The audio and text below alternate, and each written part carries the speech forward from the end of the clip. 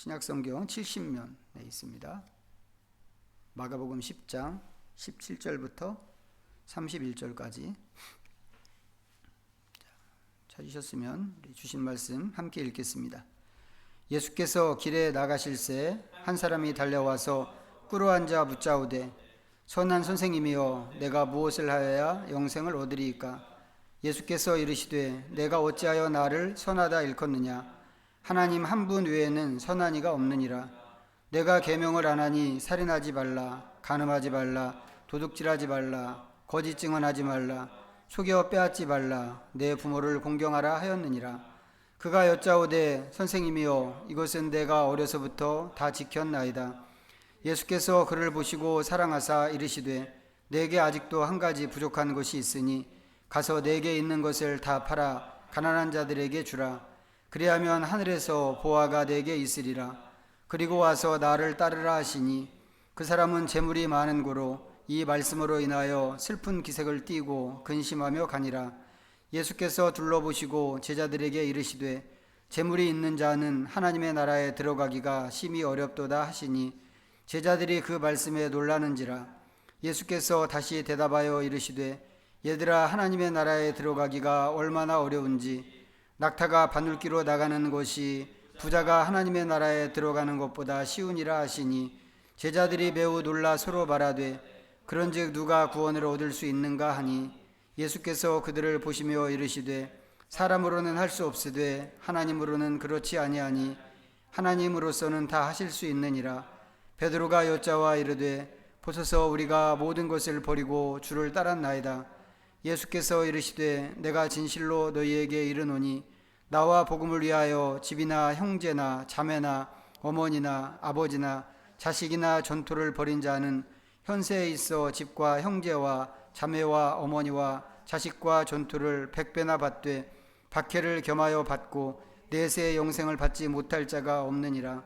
그러나 먼저 된 자로서 나중되고 나중된 자로서 먼저 될 자가 많으니라. 아멘.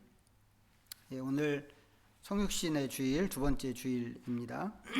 자, 이번 주까지 지난주에 말씀드린 것처럼 이번 주까지 이 절기를 포함해서 이제 앞으로 있을 이 구원의 절기의 이제 전체 과정을 어떻게 따라가야 하는가 이제 이것을 좀 생각하고 이제 다짐하는 이제 그런 기간입니다. 자, 지난주에는 이제 누가복음에 있는 이제 제자됨에 대해서 좀 말씀을 읽었습니다. 예수님께서 함께 가는 무리에게 말씀을 하셨는데 예수님의 제자가 되기 위해서는 이제 가족은 물론이고 자기 목숨까지도 미워해야 하고 또 자기 십자가를 지고 예수님을 따라야 하고 또 자기가 가진 모든 소유를 버려야 한다고 하는 그런 말씀이었습니다. 이제 그 예수님이 말씀하셨던 이제 그 요구에 미치지 못하면 이제 그 누구라도 예수님의 제자가 될 수 없다고 하는 게 예수님 말씀의 핵심이었는데 예수님의 제자가 되지 못한다고 하는 게 무슨 의미인가? 이제 이것을 이제 지난주 이제 말씀과 함께 이제 대략적이지만 말씀을 드렸습니다. 이제 그것은 이제 제자 훈련을 중도에 포기하고 뭐 다음으로 미룬다 이제 이런 게 아니라고 그랬죠. 그리고 정말 간절한 마음으로 해병대에 지원했다가 떨어지는 그런 얘기도 아니라고 그랬습니다.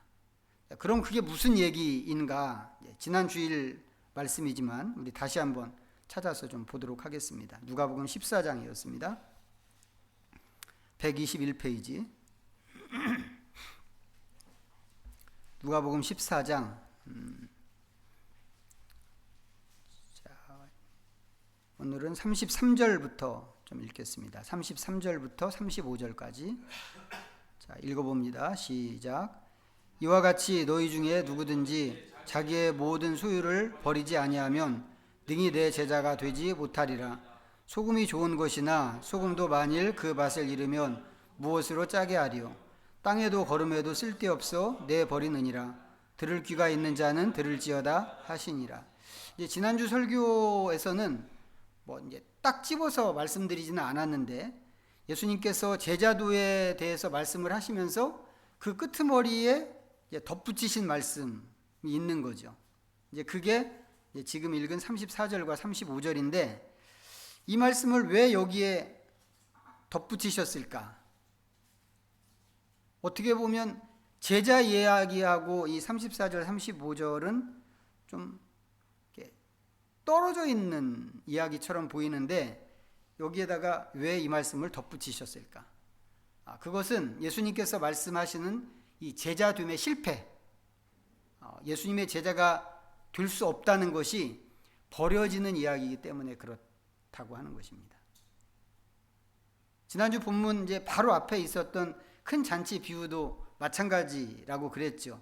왕의 잔치에 초대를 받았지만 잔치 음식을 먹지 못한 사람들, 물론 그 사람들은 잔치에 가지 않기로 스스로 결정을 했습니다. 잔치에 가는 것보다 더 중요한 일들이 있었기 때문에 이쪽으로 갈 것인가 저쪽으로 갈 것인가 이것을 생각할 때 잔치에 안 가고 각자 자기 일을 보러 가기로 그렇게 한 거죠.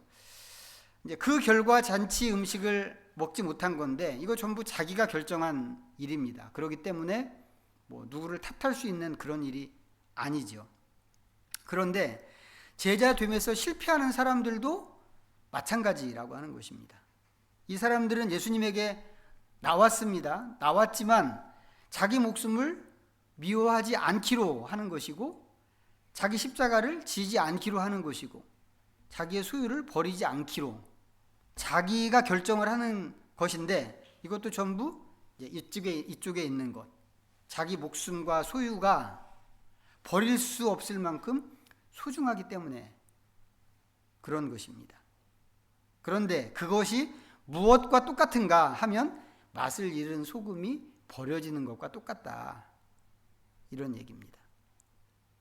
이 원리는 너무 중요한 원리죠. 너무 중요하기 때문에 우리도 절대 잊어서는 안 되고 가슴에 깊이 새겨야 하는데, 자, 그 이야기를 염두에 두고 오늘 읽은 말씀을 좀 볼 수 있으면 좋겠습니다.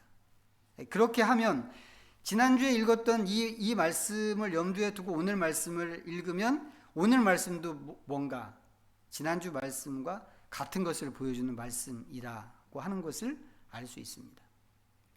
자, 이제 오늘 본문으로 돌아가서 보시면 오늘 말씀은 재물이 많은 사람 이야기입니다. 우리 성경에 제목이 그렇게 붙어 있잖아요. 재물이 많은 사람. 마태복음이나 누가복음에도 이 사람 이야기가 나오는데 거기서는 이 사람의 다른 면을 소개합니다. 그런데 오늘 읽은 이 마가복음에서는 이 사람을 재물이 많은 사람으로만 소개를 하고 있습니다. 재물이 많다고 하는 건 어떤 의미일까요? 우리한테 어떤 의미를 주는 것일까? 여러 가지 의미가 있을 수 있죠. 돈이 많다고 하는 것이 일단 그 돈 많은 사람 그 자신에게 주는 의미가 있을 수 있고, 아니면 그 돈 많은 사람을 보는 다른 사람에게 전달되는 그런 의미도 있을 수 있습니다.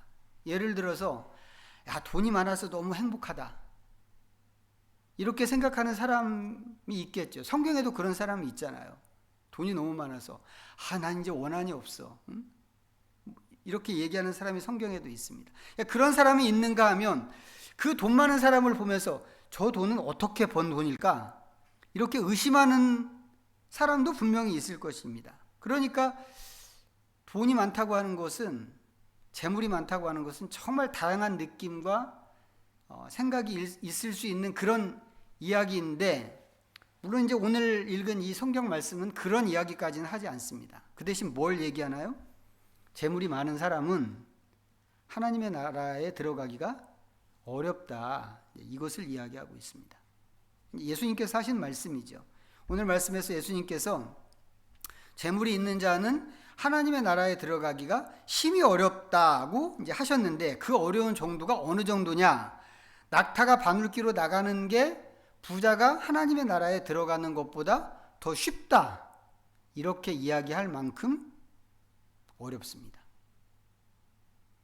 자, 이것과 내용은 좀 다르지만 비슷한 사상이 마태복음에도 있는데, 자, 마태복음 6장 한번 보겠습니다. 앞으로 쭉 와서 마태복음 6장 24절입니다. 자, 자, 읽어보겠습니다. 마태복음 6장 24절 시작. 한 사람이 두 주인을 섬기지 못할 것이니 혹 이를 미워하고 저를 사랑하거나 혹 이를 중히 여기고 저를 경히 여김이라. 너희가 하나님과 재물을 겸하여 섬기지 못하느니라.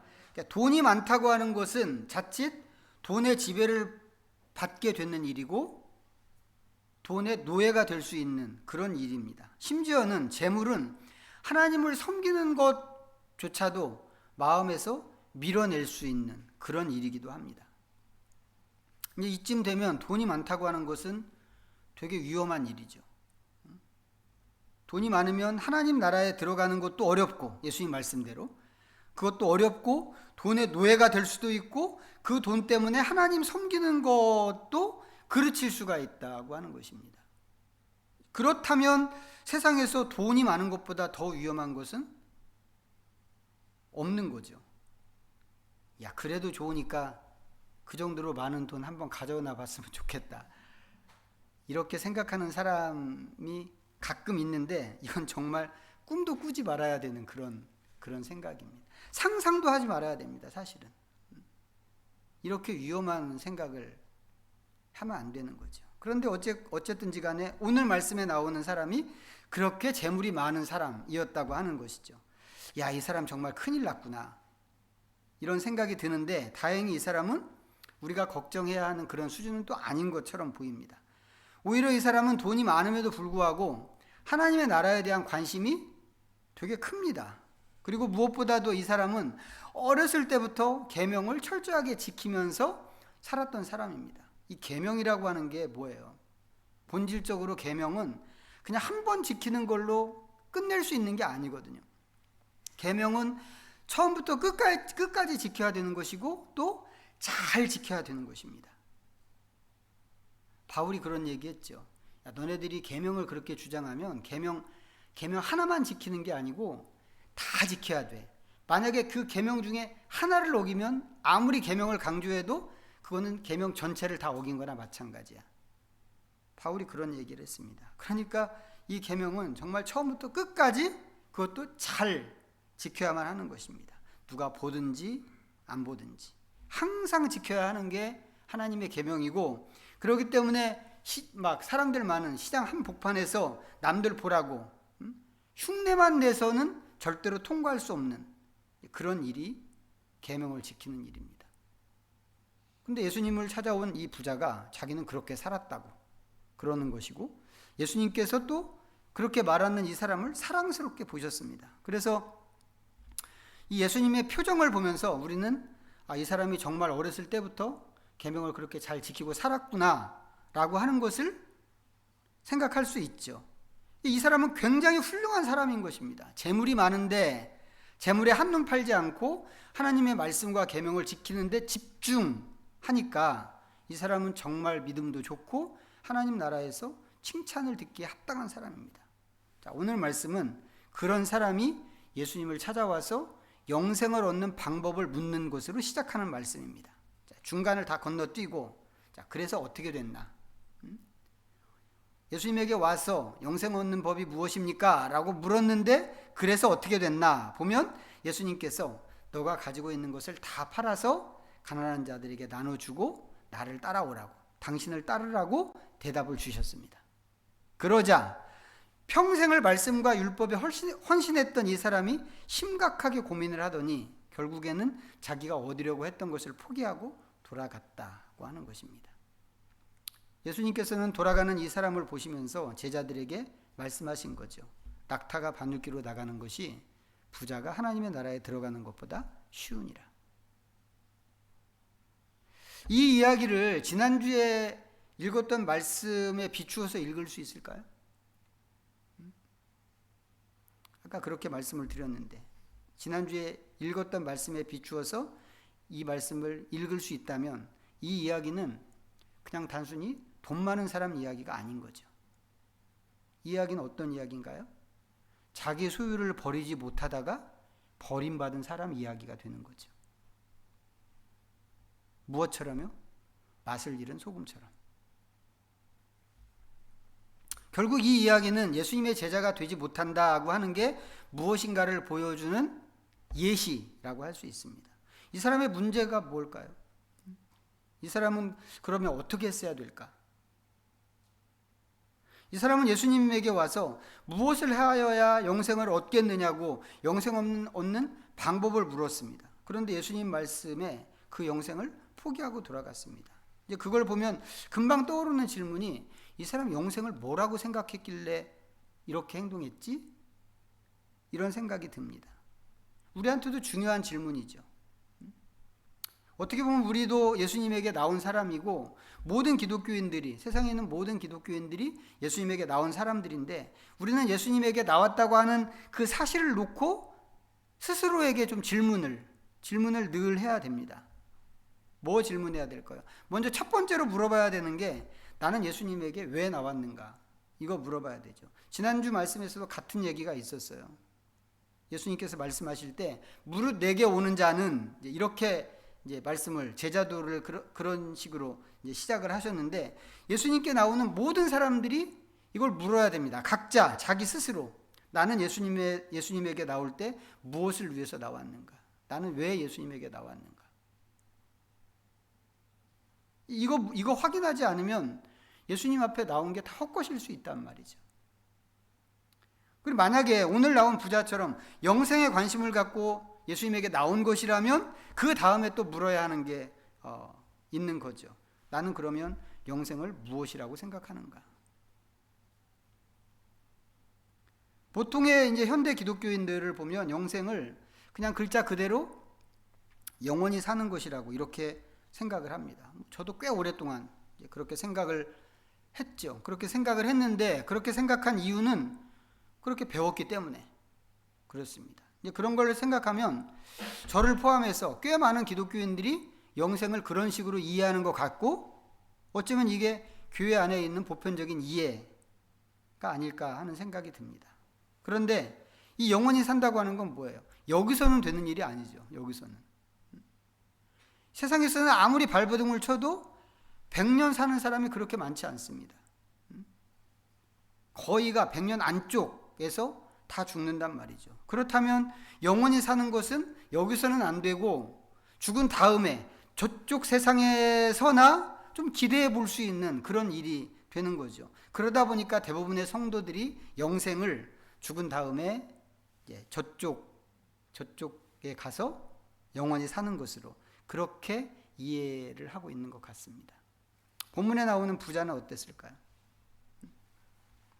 이 부자는 영생을 어떻게 생각했는가? 사실 성경이 그걸 명확하게 이야기해 주지는 않습니다. 그래서 이 사람이 어떻게 그것을, 영생을 어떻게 이해했는지 그걸 알기는 쉽지 않은데, 하지만 이제 성경이 영생을 어떻게 생각하는가를 우리가 보면 찾아볼 수 있죠. 우선 오늘 말씀에서도 영생의 의미와 겹치는 표현들이 있습니다. 좀 하나씩 보시면, 자, 먼저 17절 한번 보실까요? 17절 다시 한번 읽어보겠습니다. 시작. 예수께서 길에 나가실새 한 사람이 달려와서 꿇어 앉아 묻자오되, 선한 선생님이여, 내가 무엇을 하여야 영생을 얻으리이까? 라고 물었습니다. 자, 23절로 가셔서 또 보시면, 시작. 예수께서 둘러보시고 제자들에게 이르시되, 재물이 있는 자는 하나님의 나라에 들어가기가 심히 어렵도다 하시니, 하나님 나라에 들어가기에 좀 표시를 해 놓으시면 좋겠어요. 26절로 가서 보시고, 26절 시작. 제자들이 매우 놀라 서로 말하되, 그런즉 누가 구원을 얻을 수 있는가 하니. 자, 구원에다가 좀 표시하시고, 30절 시작. 현세에 있어 집과 형제와 자매와 어머니와 자식과 전토를 100배나 받되 박해를 겸하여 받고 내세 영생을 받지 못할 자가 없느니라. 재물 많은 이 사람이 와서 처음에 물었던 것은 영생 얻는 길이었습니다.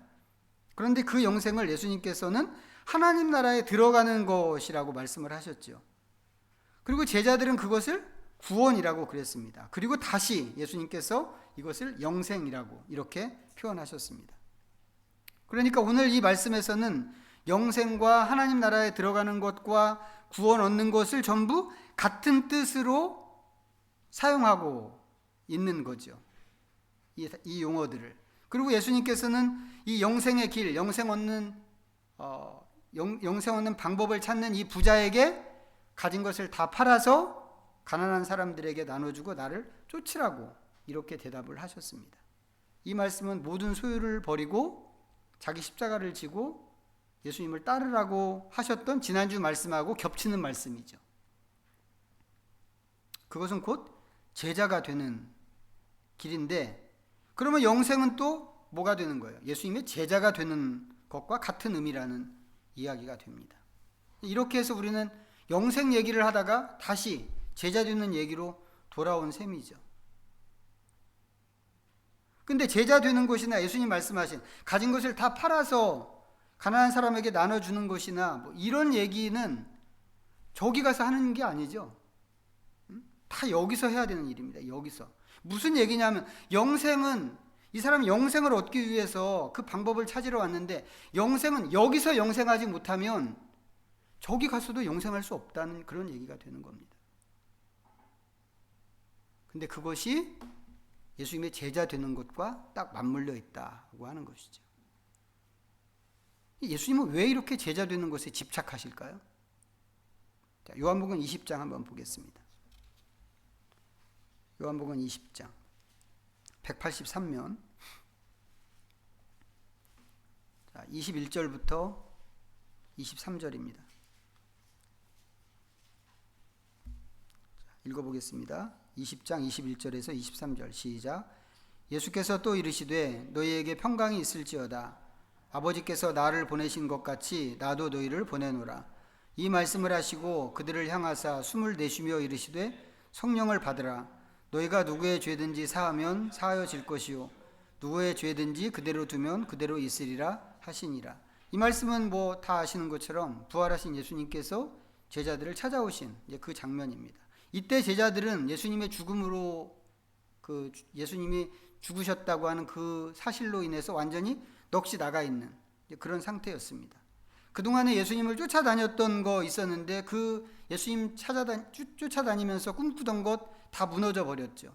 그 중에 일부는 고향으로 돌아가기도 했으니까 제자라고 하는 그 그룹 자체가 해체될 수 있는 그런 상황입니다.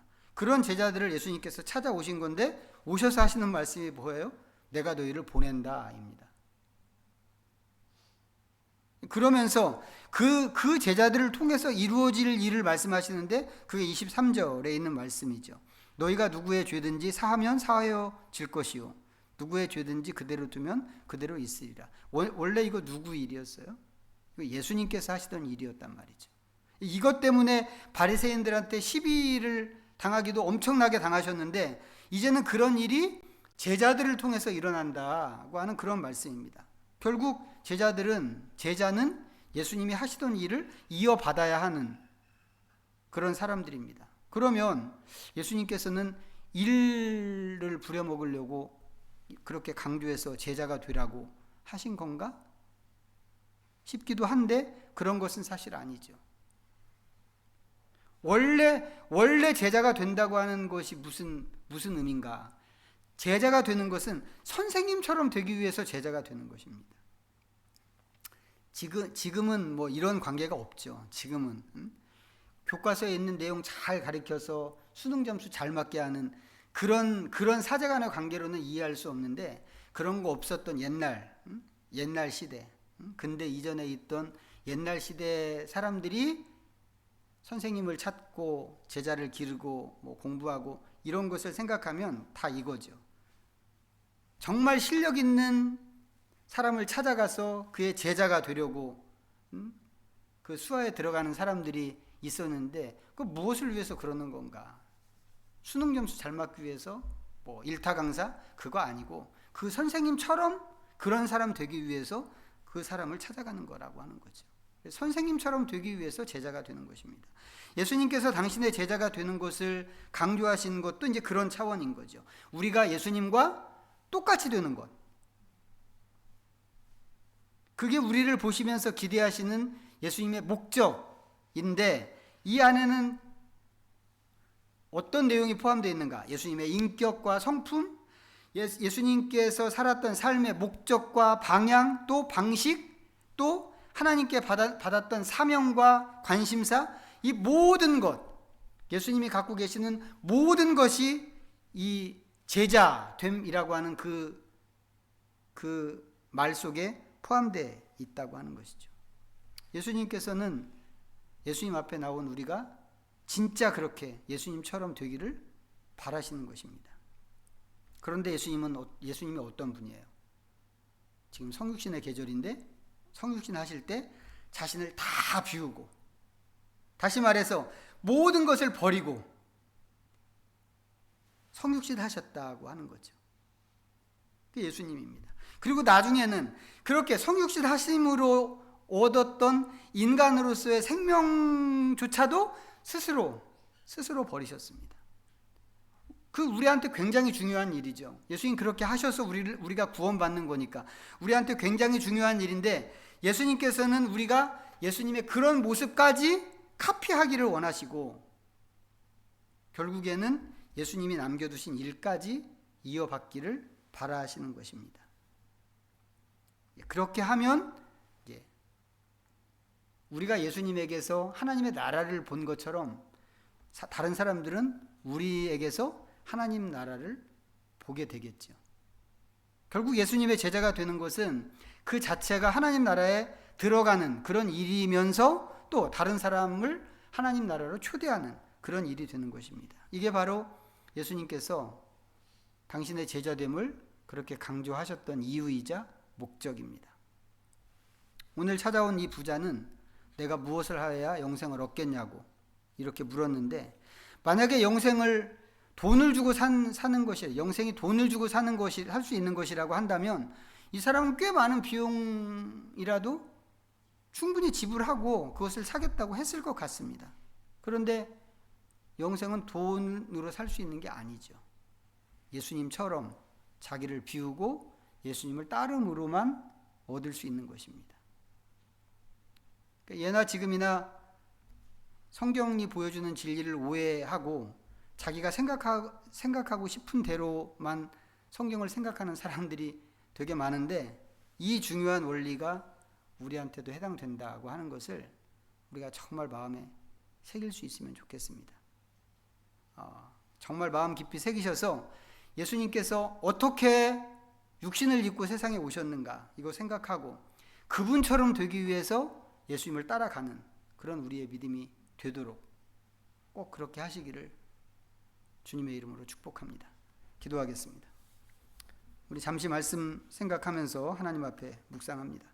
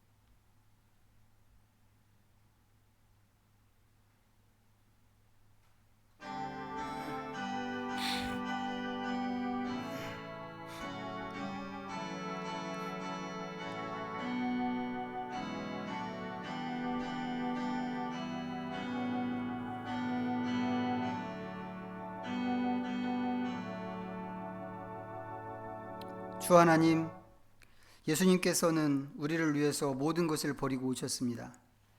주님의 그 비우심 때문에 우리가 살 길을 찾았고 주님의 희생 때문에 우리가 회복을 얻었습니다. 이제 주님 앞에 나온 저희들 성육신의 계절에 주님의 그런 모습을 우리 것으로 삼기를 원합니다. 선생님과 똑같은 사람이 되기 위해서 수련하는 성실한 제자가 되게 하시고, 주님께서 스스로를 비우고 버리신 것처럼 우리의 모든 것을 주님 따라 버릴 수 있게 하시고, 버리지 못해서 버림받은 이 부자처럼 되지 않도록 우리를 단련시켜 주시옵소서. 예수님의 이름으로 기도하옵나이다. 아멘. 모두 자리에서 일어나셔서 찬송가 634장 부르시면서 하나님께 봉헌하겠습니다.